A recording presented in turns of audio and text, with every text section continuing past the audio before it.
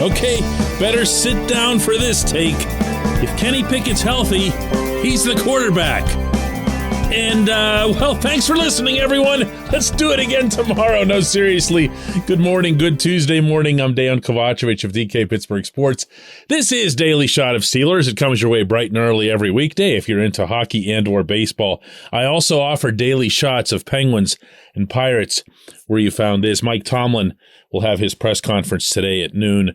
There is, let's see, if I had to estimate it, roughly a 0.000% chance that he'll have anything to say about who's his quarterback Sunday night in Miami. And the reason for that will be excruciatingly obvious to anybody who's paid attention to how he does things. And that is, simply put, this. If a player is concussed, a player goes into the protocol. He won't have anything to say about the degree to which the player is concussed. He won't have anything to say about recovery, symptoms, or anything else. And that's as it should be. Concussions aren't pulled muscles. They're not torn ligaments. They don't have degrees that can be like that analyzed. So he's not going to have any kind of meaningful health update as it relates to Kenny Pickett. As such, he'll have absolutely no motivation or cause to say that either Kenny or Mitch Trubisky would be the quarterback if both are healthy. So you're not going to get anything out of the head coach. What you will get from the legitimate hot takes crowd is a week-long discussion or debate, however manufactured it might be, about who should play, who's going to be the guy, who does Tomlin like better, who does the team like better, what did you think of this play or that play, and is that a play that Mitch would have made or a play that Kenny would have made? None of this is going to apply. I really believe this. None of this. The way this is going to work, if Kenny's healthy, and I'm a little bit skeptical in this moment that he will be, because if you look back over the last handful of guys, certainly since the Tua Tagovailoa incident in Miami, who've gone into concussion protocol, there's even been a change in the wording and the approach that the Steelers have used. For example, Pat Freiermuth gets concussed, comes out of the game, and the injury announcement that's made in the Bills press box in Orchard Park, which is handed to them, by the way, by the Steelers, didn't say that he was being checked for a possible concussion. It didn't say that he was going into concussion protocol. It said he had a concussion. This was a first that I can recall. Maybe it's a coincidence, maybe it isn't. But they're going to take this seriously because ever since Tua and the Dolphins' grotesque mishandling of Tua, all teams are now required to do this. So I really feel like Kenny's going to miss at least a game. What can you expect at Point Park University in downtown Pittsburgh? Respect, rigor, relevance. That's the Point Park Pledge. You'll be treated with respect while being challenged and supported academically to graduate with career-ready, relevant skills. Visit pointpark.edu to learn more. I also feel like because Mitch came in and played as well as he did in relief, that Tomlin has a nice way of avoiding the issue altogether. Not just with us in the press conference, but where it really counts, meaning in the locker room, meaning in Miami.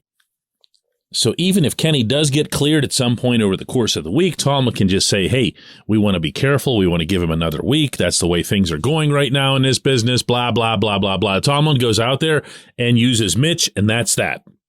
Has Mason Rudolph dress as the backup. And I'm not suggesting that as if it'd be devious or dishonest. It could just be because he knows that Kenny is the future of this team at quarterback, as well as the present when he's healthy. it's very much in the franchise's best interest to protect him by giving him an additional week. So who is the quarterback when both of them are all the way cleared and all the way healthy? It's Kenny. That's done. That's over with. You don't take that player, that important, pivotal player, and jerk him around. You heard the way Kenny was talking. You saw the way Kenny was behaving on the field, and you saw and heard and experienced the way the team responded to him. This actually doesn't have anything to do with Mitch. It just doesn't. He was brought here for a reason. That reason ended up becoming somewhat moot when the Steelers considered themselves, and rightly so, very fortunate to have had Kenny fall to their draft slot. They smartly reacted by taking a quarterback that they loved but never imagined would make it to them. So here comes Plan C. Mitch now became very clearly, even more clearly than before, a bridge guy. That's not a knock on him. That's what his contract says. That's why you sign someone to a 2-year deal, half of which comes your way through incentive bonuses.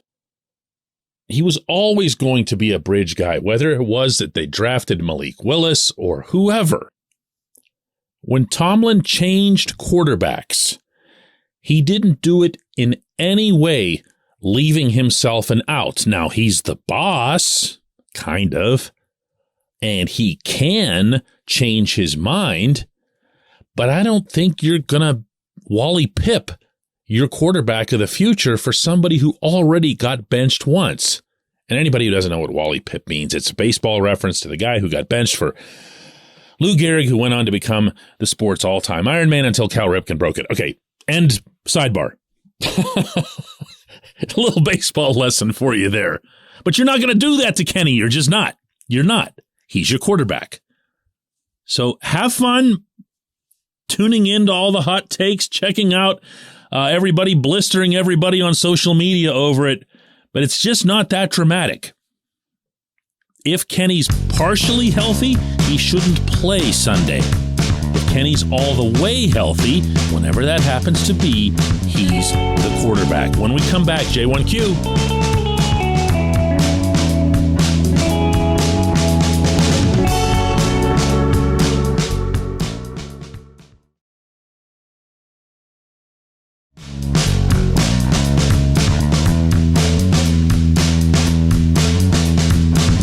Of Daily Shot of Steelers is brought to you by our friends at Mike's Beer Bar.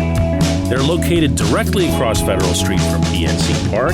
They are the one, the only, the premier destination in Pittsburgh for craft beer. More than 500 craft beers available, more than 350 of those local, and more than 80 of those on tap.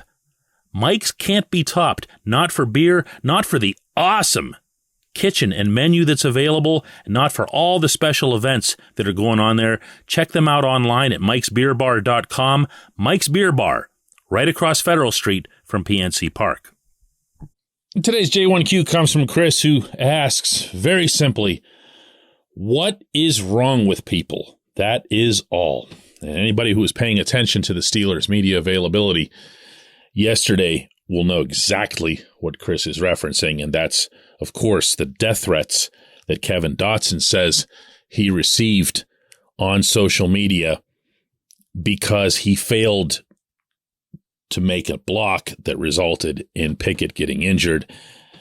In addition to committing 3 penalties, he did not have a good day at left guard in a football game.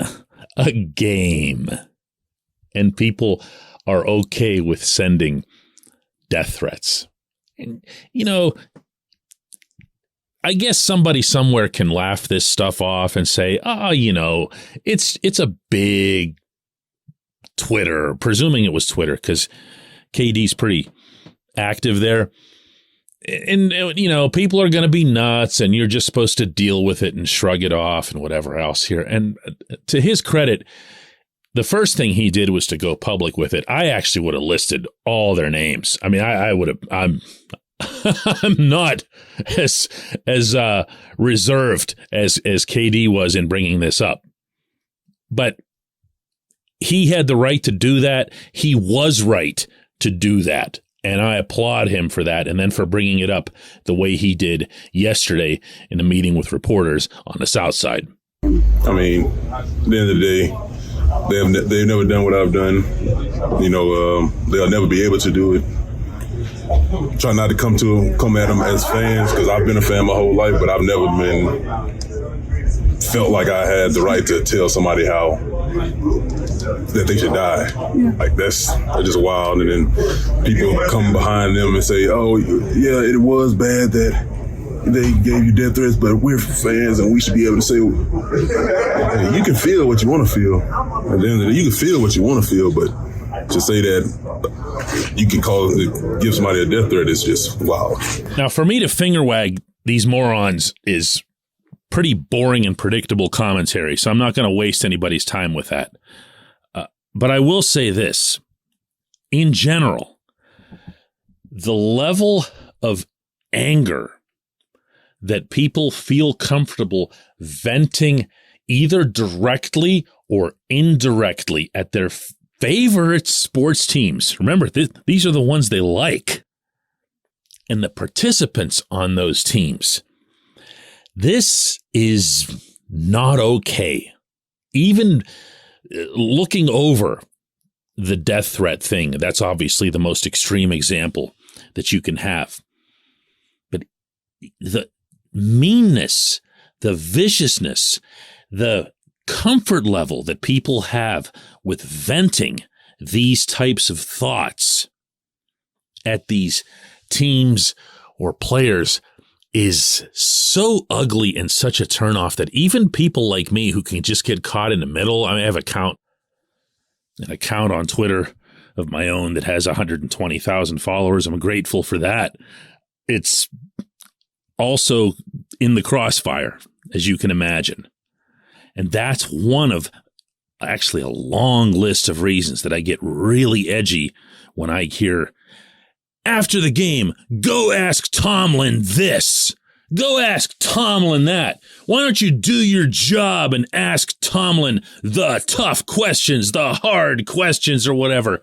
These are people who don't even, they don't even come within a solar system of understanding what it is that reporters do for a living. They don't know anything about the tenets of journalism. They think we're fans. They think that we are sitting up there in the press box waving towels between typing sentences, as opposed to being there to do our jobs. Now, do we care about the city? Do we care about the franchise? Do we care about a lot of the individuals involved? Yes, of course, because we are humans.